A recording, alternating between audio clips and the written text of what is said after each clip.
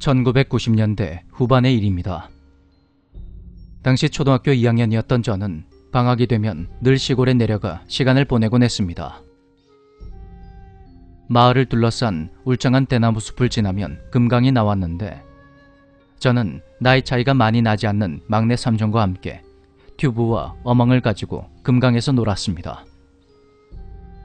그곳은 가장 깊은 곳이 어른의 허리쯤에 닿을까 말까한 곳으로 수심이 낮은 강이었습니다. 지금은 공사 때문에 모래를 다 퍼내서 수심이 제법 깊어졌고 모래사장도 대부분 없어져 버렸지만 그 당시만 해도 넓은 모래사장이 강 주변을 에워싸고 있었죠. 모래사장 곳곳에는 갈대와 잡초들이 무성하게 자라난 곳이 있었는데 그 높이가 제 키를 훌쩍 넘었습니다. 전 그날도 아침 일찍 삼촌과 함께 텐트와 장작, 먹을 것들을 챙겨서 금강으로 갔습니다. 여름이라 해도 일찍 떴고 마침 날씨도 무척이나 화창했죠. 삼촌과 함께 한참 동안을 물장구를 치며 놀다가 모래사장 위에 벌러덩 누워서 잠시 쉬고 있던 그때 삼촌이 손으로 어딘가를 가리켰습니다.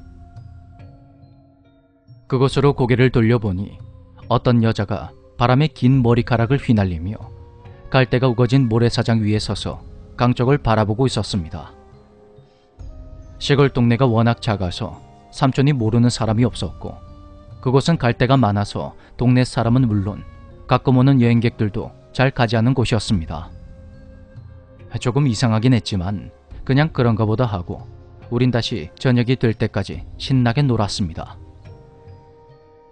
시간이 흘러 날이 어두워지자 잡은 물고기를 요리해 먹기로 했는데 각종 양념들을 깜빡하고 놔두고 왔더군요.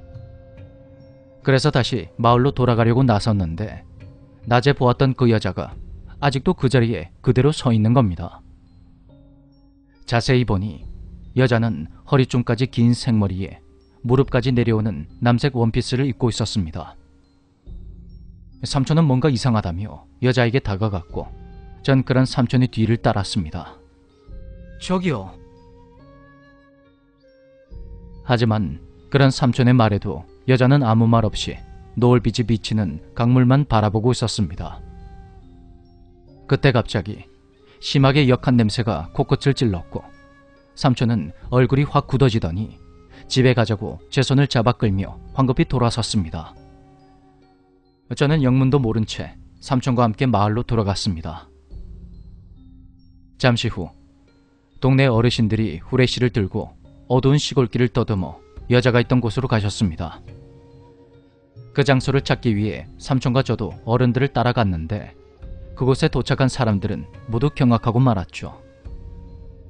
마치 누군가 일부러 파낸 것처럼 여자의 반쪽 얼굴이 없는 겁니다.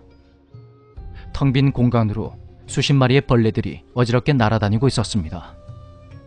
더욱 끔찍했던 것은 여자가 그 자리에 하루 종일 서 있었던 이유입니다.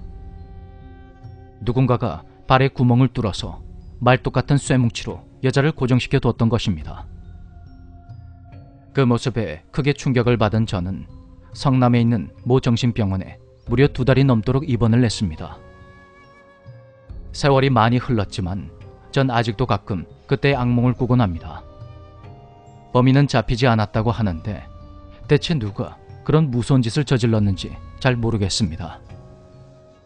여전히 잊혀지지 않는 여자의 또렷한 뒷모습이 아직도 가장 무서운 기억으로 남아 있습니다.